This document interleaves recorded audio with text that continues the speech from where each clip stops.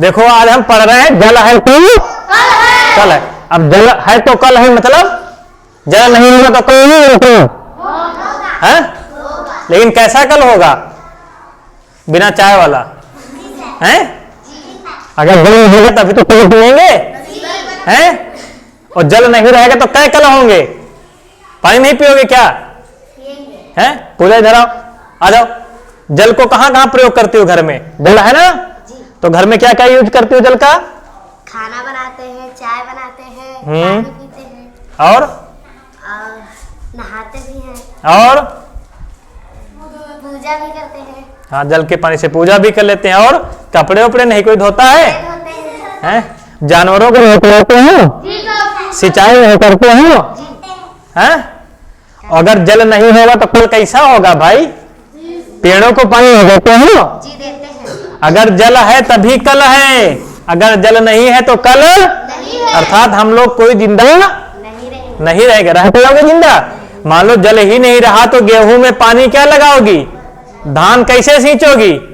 और जब गेहूं नहीं सींचोगी, धान नहीं सींचोगी, सब्जी नहीं सींचोगी तो कुछ पैदा होगा?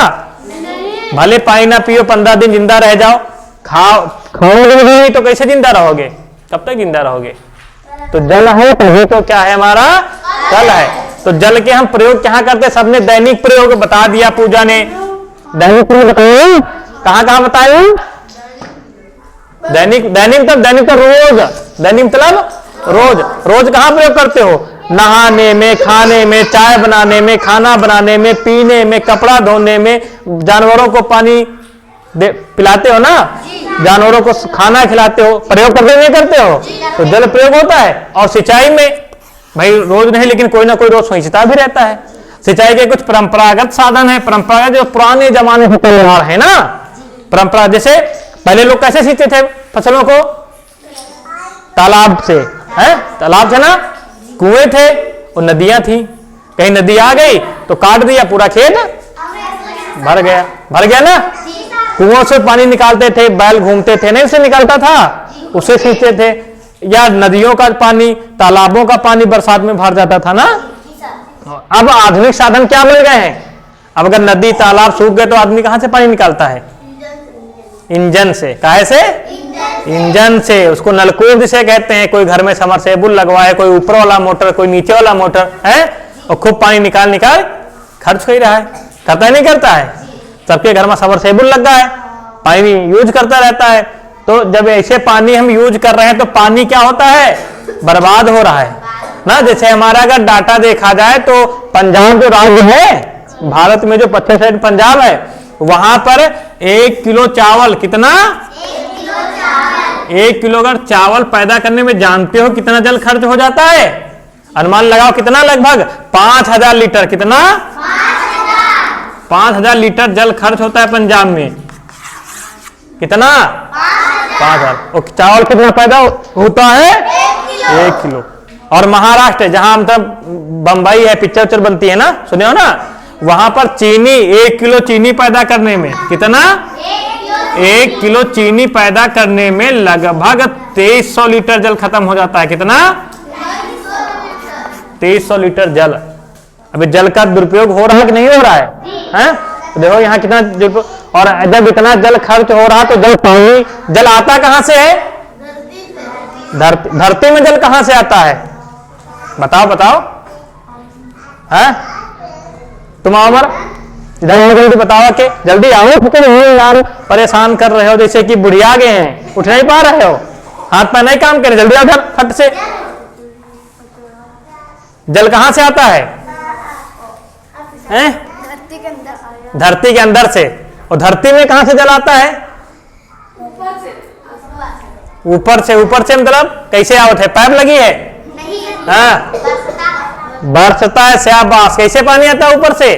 जब पानी बरसता है ना, वही तो नीचे पानी जाता है, सूख जाता है जमीन में, वही। और धरती में कोई गड्ढा नहीं खुदा है जैसे पानी भरी है, बस निकाल आओ, पानी खत्म हो रहा है। क्या खत्म हो रहा है? जो पंजाब बताए हैं, पंजाब में प्रत्येक साल जो है जल 1 मीटर नीचे जा रहा है। कहां जा रहा है?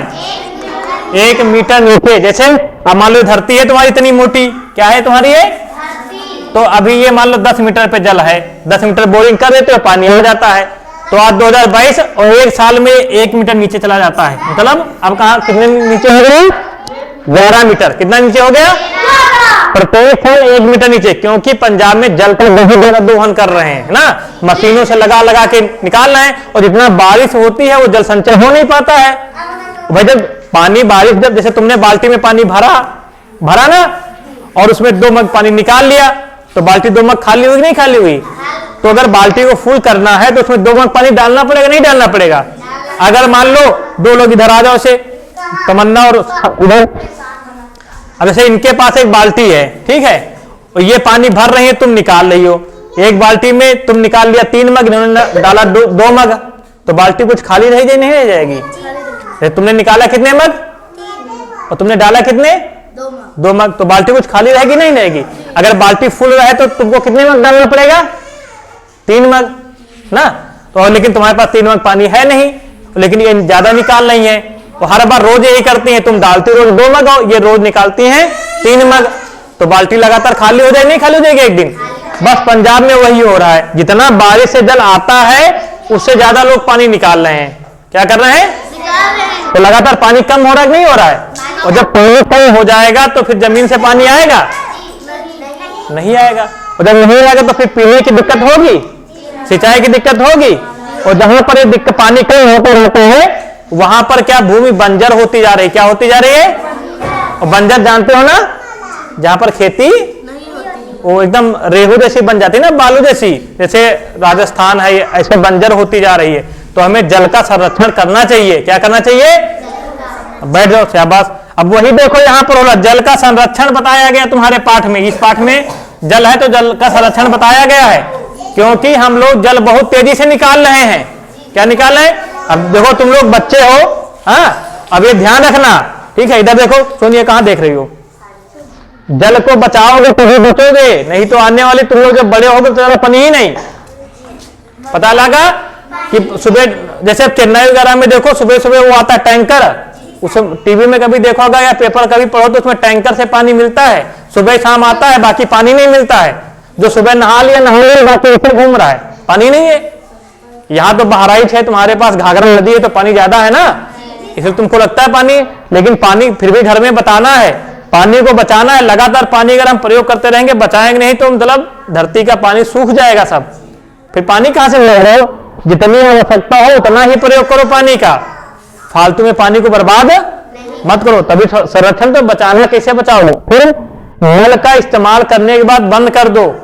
नल से टोटी लगी है ना बाहर, उसको खोला, मुंह धुला, उसको बंद कर दो, पानी बहने ना दो। और टपकते एवं रिसते नल को मरम्मत करो। जो नल टपकते रहते ना, एक एक बूंद बूंद करके ना बहुत सारा जल खराब हो जाता है। भाई तुम्हारा नल टपक रहा है, बगल वाले टपक रहा है, ऐसे एक एक बूंद करके मतलब हजारों लीटर जल खराब हो जाता है। समझ रहे हो? अगर कोई नल टपकता है या रिश्ता है, उसको बनवा लो, मरम्मत करवा लो। समझेगा? करवाओगे मरम्मत कि नहीं करवाओगे? फिर ब्रश और नहाते समय नल खुला मत छोड़ो। जैसे कोई लोग ब्रश कर रहे हैं तो खोल दो, और ना पानी से गिर रहा, बस देख रहे हो, एक बंद नहीं की रहे हो, तो ये काम ठीक है? है? जब तक ब्रश चल रहा तो तुम नल बंद रखो। अब नहा रहे हो, साबुन लगा रहे हो और पानी बह रहा है। कुछ लोग अब बटन लगाए हैं, बटन बंद के और पानी बह रहा है, और पानी बह रहा है,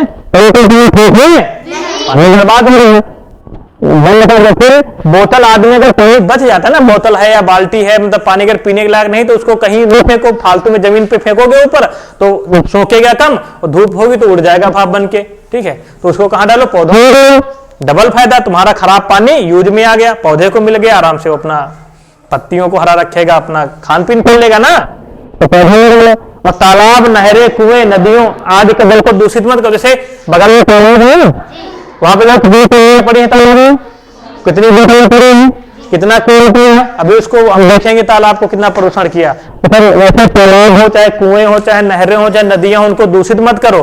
अपने घर में सभी को बताना, भाई उनको दूषित करोगे उसमें मछलियां रहती हैं, जीव जंतु रहते हैं, वो गंदा पानी पिएंगे, उनके अंदर कीटाणु आएंगे, वही जो पकड़ के मछली खाएगा उसके अंदर भी वही कीटाणु चले जाएंगे, या अन्य कुछ भी पकड़ के खाते हो, या उस पानी को जानवर पीता है, जानवर का दूध निकालोगे, या उस बकरी पानी पीती है, बकरी को खाओगे, तो वो बीमारी जो गंदे जानवर कीटाणु है वो तो करेंगे, तो वो तुम्हारे अंदर नहीं करेंगे।